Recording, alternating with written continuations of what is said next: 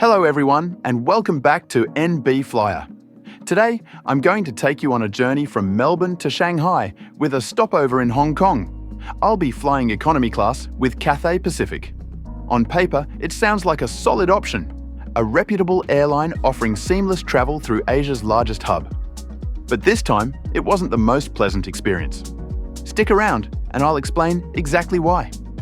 My journey began at Box Hill Station in Melbourne's eastern suburbs, where I caught a train into the city. As Melbourne still doesn't have a direct airport rail link, I had to change at Richmond Station and catch the Werribee line towards Southern Cross. From there, I boarded the Skybus, the main airport shuttle service. There's a handy discount for those travelling in pairs, just $38 for two people for a one-way journey. Not bad, considering Melbourne's lack of rail access to the terminal. If you're flying internationally, the Skybus will drop you off at Terminal 4. From there, it's just a short indoor walk to Terminal 2. Cathay Pacific operates out of Area C and has moved entirely to self-check-in kiosks. You'll need to handle the whole process yourself. Check in, print your baggage tags and attach them, then head to the self-service bag drop. The process was fairly efficient, but there was a hiccup. The machine struggled to read my Chinese passport and printed a DCHK label on my boarding pass. This meant that I had to join the queue at a staffed counter for a manual rescan. Cathay Pacific used to offer traditional check-in counters in Melbourne, but those days are gone, likely a cost-cutting measure. Now, the thing with Cathay's economy tickets is that if you want to select your seats in advance, you have to pay extra. By the time we got to the kiosk, there were hardly any seats left to choose from. Most of the remaining options were middle seats in the 343 layout, which is not ideal for a long-haul flight. However, I then saw something promising, a few seats showing as unoccupied. They were individual seats with no neighbours. Without thinking twice, I selected those. It looked like a win, but it turned out to be a system error, a pretty misleading one at that. More on that later. After check-in, my partner and I went straight through security and immigration. Melbourne Airport has streamlined the process quite well with modern screening tech. You don't need to take your laptop out, just load everything into a tray and you're good to go. Once airside, like most major airports, you're funneled through a maze of duty-free shops before reaching your gate. With more than an hour and a half to spare before boarding, we tried the American Express Centurion Lounge first, only to be told it closes at 10 p.m. So instead, we made our way to the House Lounge by Aspire, which opens 24 hours. The lounge was very quiet when we arrived around 11 p.m. Almost eerily so. One of the staff mentioned it's usually like this at this hour, but things pick up again around 2 a.m. when a wave of Emirates departures brings in more passengers looking for a late-night breakfast. There was lemon-infused water available for self-service, which was a nice touch. But if you were after anything else, soft drinks or alcohol, you had to go up to the bar and request it. As for food, the options were pretty limited. There was a small salad station and just 3 hot dishes on offer: jasmine rice, satay chicken, and Hokkien noodles. It wasn't anything particularly exciting, but it did the job. A self-serve coffee machine was also available if you wanted a caffeine top-up. Though at this hour, I was leaning more toward winding down than gearing up. The bathroom in the lounge was spotless, with L'Occitane hand wash and body lotion, a small but welcome luxury. Our flight was departing from Gate 9, and Cathay Pacific has recently rolled out a boarding group system, which is now printed on your boarding pass. I have to say, it worked really well.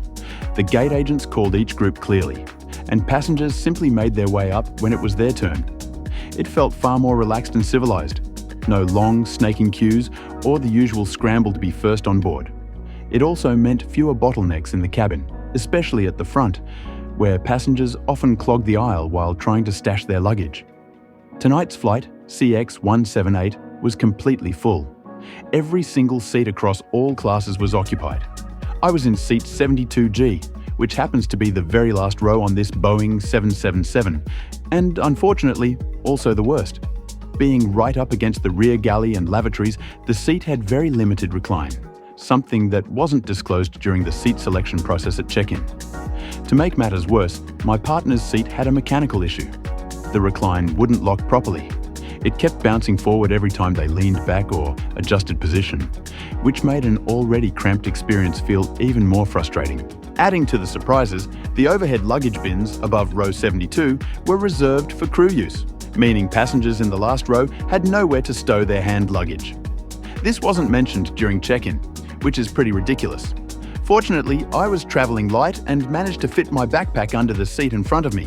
One thing to note, there are no individual air vents on this Boeing 777, which can be uncomfortable if the cabin gets stuffy. Shortly after boarding, the crew handed out printed menus. Tonight's options were roasted chicken or curry beef brisket, a fairly standard offering. The in-flight entertainment system had a decent selection of TV shows and movies, but it was clearly running on Cathay's older software. The user interface felt outdated and a bit clunky to navigate. As we pushed back and took off in some light Melbourne rain, a nice touch was the live camera feed available on our personal screens, offering a unique view of the runway and takeoff. Interestingly, and a bit frustratingly, I noticed that the window side seats in the last row could recline fully, unlike ours. Why there's such an inconsistency in the same row is beyond me, and it definitely felt unfair. For dinner, I went with the beef brisket. It was fine. Nothing memorable, but it filled the gap. The lavatories were kept clean throughout the flight, so no complaints there. After 8 hours and 44 minutes in the air, we finally touched down at Hong Kong International Airport. After a not-so-ideal flight, both of us were relieved to be back on solid ground. Hong Kong International Airport was unusually busy this morning. I've transited through HKG many times, but I don't think I've ever seen security lines this long at 6 a.m. Unlike Melbourne, Hong Kong security still requires you to remove electronics from your bags. There's also a facial recognition system that links your face to your passport and boarding pass. Efficient, but a bit dystopian if you're not expecting it. We headed straight to the Chase Bank Lounge, which is conveniently located just in front of the Amex Lounge. As a Platinum card holder, I'd highly recommend choosing Chase over Amex here. It's noticeably more spacious, and the catering options are significantly better. In the Chase Sapphire Lounge, you can order food for free simply by scanning a QR code from your seat. Alternatively, if you prefer to browse, there is a self-service area with a drinks station, a fruit and cheese bar, and a selection of hot dishes.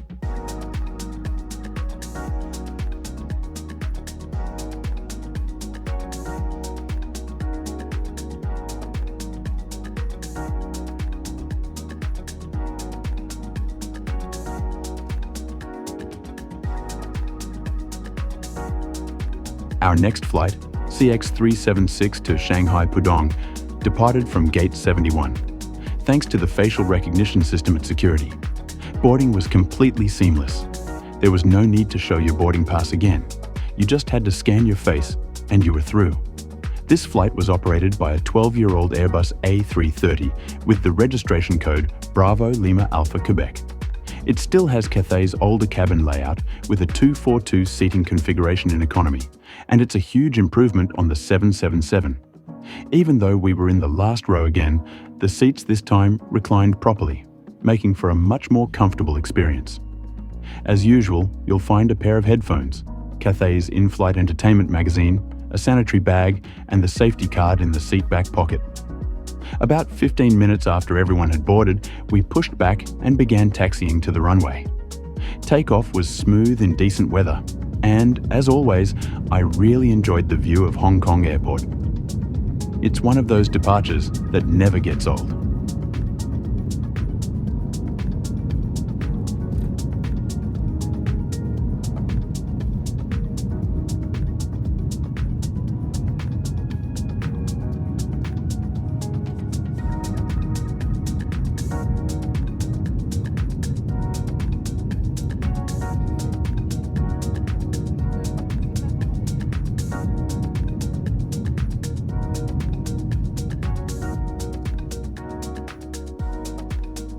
Meal service began around 45 minutes into the flight. There were no printed menus this time, but the crew came down the aisle offering chicken pasta or beef with rice. We both opted for the beef. And the highlight? A small tub of Häagen-Dazs ice cream, which definitely enhanced the overall dining experience. Unfortunately, the lavatory on this flight left a lot to be desired. There were bits of toilet paper scattered on the floor, and oddly, a used towel just lying there as well. But the worst part? The light didn't switch on when the door was locked, leaving the entire lavatory dim and awkward to use. It felt more like a maintenance oversight than a one-off. To top it off, paper cups were just sitting loosely on top of the rubbish bin lid. Not exactly the standard you'd expect from an airline like Cathay. Honestly, why? Cathay?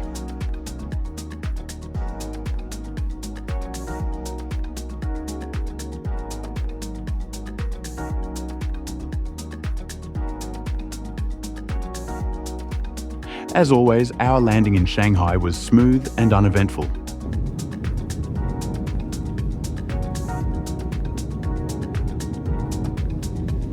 We pulled up at Gate 2 of Pudong Airport, right next to an ANA Boeing 787 Dreamliner.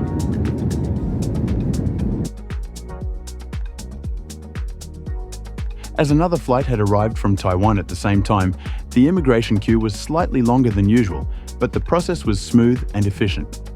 The officer simply asked if I was returning from Australia, stamped my passport, and that was it. We quickly collected our luggage and found that my partner's dad was waiting for us in the car park. Thank you for joining me on this rather unideal Cathay Pacific journey. It had its highs and lows, but hey, not every flight is perfect. I'll see you in the next video where we'll be heading to Japan on a Boeing 767.